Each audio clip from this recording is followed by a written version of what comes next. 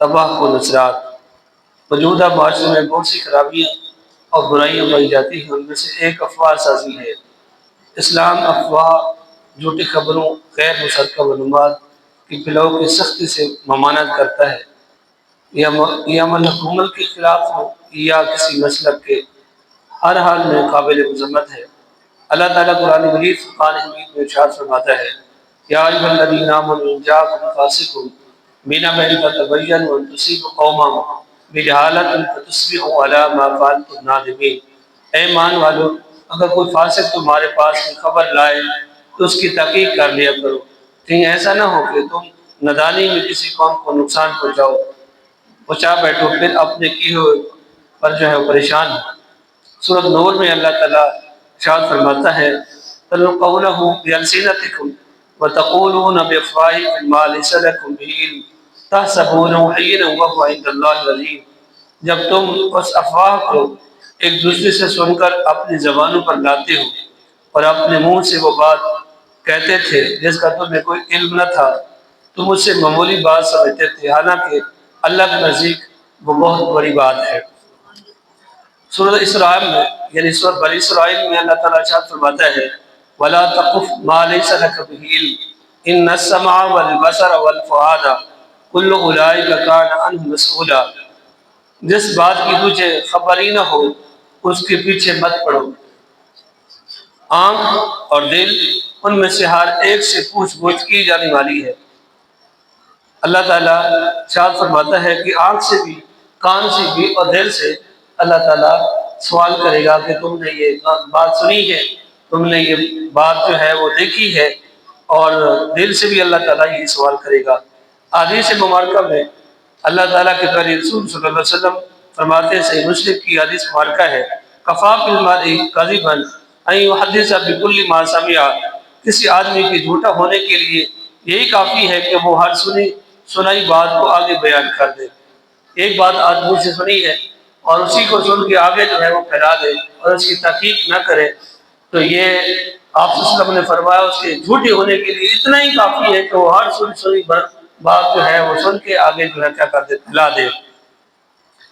اور ایک اور حدیث مبارکہ ہے جس میں آقا کریم صلی اللہ علیہ وسلم فرماتے ہیں، اور وہ شخص جس کے جبڑے کو بدھی تک، ناک کو بدھی تک اور آنکھ کو بدھی تک چاک کیا جا رہا تھا، وہ ایسا آدمی ہے جو صبح اپنے گھر سے نکلتا ہے، ایک جھوٹ کرتا ہے، پھر وہ جھوٹ دور دور تک دنیا بھر میں پھیل جاتا ہے۔ صبح کے وقت شام کو بھی اس کا یہی کام ہے کہ وہ جھوٹ بولنا اور جھوٹی بات جو ہے وہ کرنا اور جھوٹی بات کو لوگوں تک آگے پھیلانا۔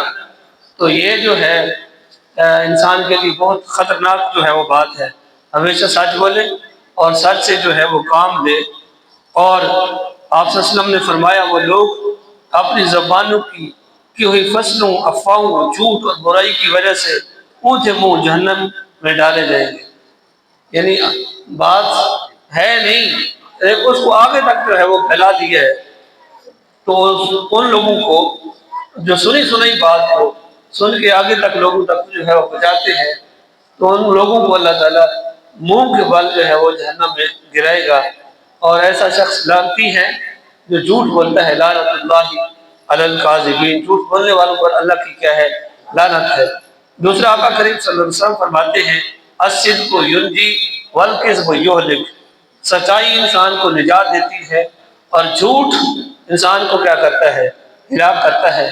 افواہ کو آگے پھیلانا اور ایسی بات جس کی تصدیق نہیں، جس کا پتہ نہیں کسی کو، سنی ہے ایک آدمی سے اس کو آگے پھیلا دی ہے، پتہ نہیں صحیح ہے یا غلط ہے، تو جب تک کسی بات کو اس کی تہہ تک نہ پہنچ جائیں، جب تک اس کی بات کو تصدیق نہ کر لیں، جیسے قرآن میں کہا ہے کہ تمہارے پاس اگر کوئی فاسق خبر لائے تو اس کی تصدیق کر لیا کرو، تحقیق کر لیا کرو۔ یہ نہ ہو کہ تم اس کو آگے کوئی کام ایسا کر بیٹھو جہالت کی وجہ سے، نادانی کی وجہ سے، پھر بعد میں تمہیں کیا ہو، ندامت ہو۔ تو اس لیے آقا کریم صلی اللہ علیہ وسلم کی ایک اور احادیث مبارکہ اسی کے اوپر ہے۔ آپ نے فرمایا، تم دو چیزوں کی مجھے ضمانت دے دو، میں تمہیں جنت کی ضمانت دیتا ہوں۔ آپ نے فرمایا جو دو جھگڑوں کے درمیان ہیں، یعنی زبان، اس کے اوپر اگر آپ کو کنٹرول کر لے اور اس کو سوائے سچ کے علاوہ کوئی بات نہ کہے، اور دوسرا دو ٹانگوں کے درمیان جو انسان کی شرم گاہ ہے اس کو صرف صحیح جگہ پہ استعمال کرے، غلط جگہ پہ استعمال نہ کرے۔ تو آپ نے فرمایا یہ دو چیزوں کی ضمانت تم مجھے دے دو، میں تمہیں جنت کی ضمانت دیتا ہوں۔ اس لیے آقا صلی اللہ علیہ وسلم کی حدیث مبارکہ جو بیان کی گئی ہے ان کو ہم اپنے امت اوپر جو ہے لاگو کریں، تاکہ جو ہے ہم کسی برائی کی طرف جو ہے وہ نہ جا سکیں۔ یہ ہمارے دین کا حصہ ہے، اگر ان کے اوپر ہم عمل کریں گے تو ہماری دنیا اور آخرت جو ہے وہ بہتر ہو جائے گی۔ اللہ ہم سب کو عمل کی توفیق عنایت فرمائے۔